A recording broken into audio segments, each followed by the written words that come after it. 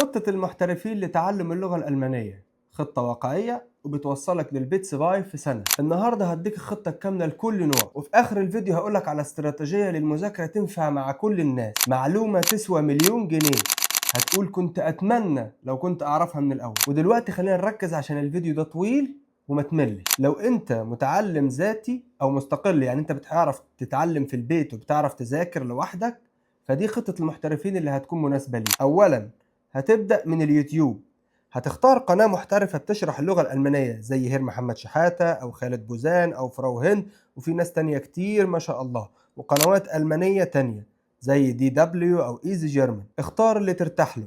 تاني حاجة هتتابع الفيديوهات بالترتيب، هما بيكونوا زي سلسلة كده. تشتري الكتاب المرافق للقناة أو تحمل المذكرة بتاعت كل درس وتبدأ تذاكر منها، وتطبق التمارين اللي في الكتاب وتسمع كلام المدرس اللي بيقوله. ودلوقتي هقولك على بعض التطبيقات اللي لازم تكون على جهازك لو انت ناوي تكون محترف في اللغة الألمانية. ملحوظة، أنا هقولك بس أسماء التطبيقات، انت هتنزلهم وتكتشف لوحدك، لأن انت لو ما عندكش الرغبة والفضول للاستكشاف مش هتتعلم. فأنا عايز يكون عندك الرغبة دي وتنزلهم وتستخدمهم وتعرف ازاي هتستفاد منهم بشكل عملي. أول تطبيق دويتش هيرن und lesen، بوسو، دولينجو، بابل، ميم غايس، روزيتا ستون، دويتشه فيلا، تاندم، هالو توك، وفيربن. وهنا ملحوظة مهمة جدا، على الأقل 4 ساعات يوميا لو أنت هتتعلم لوحدك. أما بقى لو أنت المتعلم اللي محتاج كورس ومحتاج يكون في جماعة عشان تزيد إنتاجيته، محتاج يشتغل في جروب، فدي خطة المحترفين اللي هتكون أنسب ليك. أولا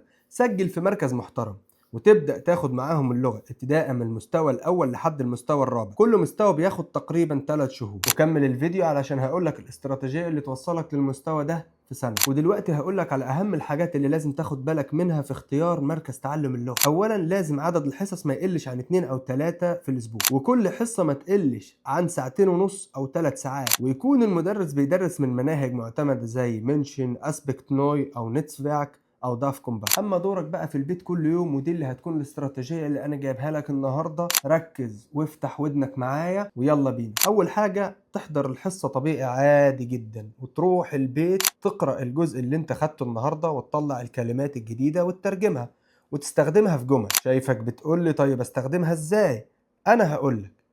لو قابلك فعل جديد هتصرفه مع الضمائر الشخصيه، ولو اسم هتدخله في جملة مرة بصيغة المفرد ومرة بصيغة الجمع، ولو صفة تستخدمها في جملة وتطلع لها معنى آخر والتضاد بتاعها.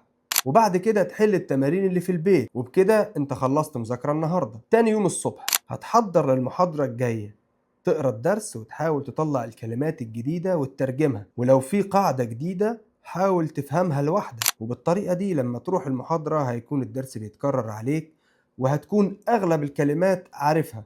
ولو القاعدة لسه ما ثبتتش في دماغك، فلما يشرحها المدرس في الدرس أو في المحاضرة هتثبت أكتر وأكتر.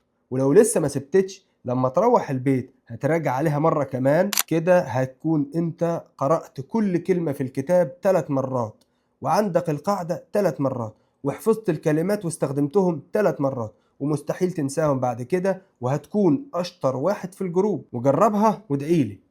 وطبعا لازم تستخدم التطبيقات زي اللي قلنا عليها في النوع الأول. وملحوظة مهمة، المدة اللي مطلوبة خارج الكورس على الأقل 1.5 ساعة يوميا.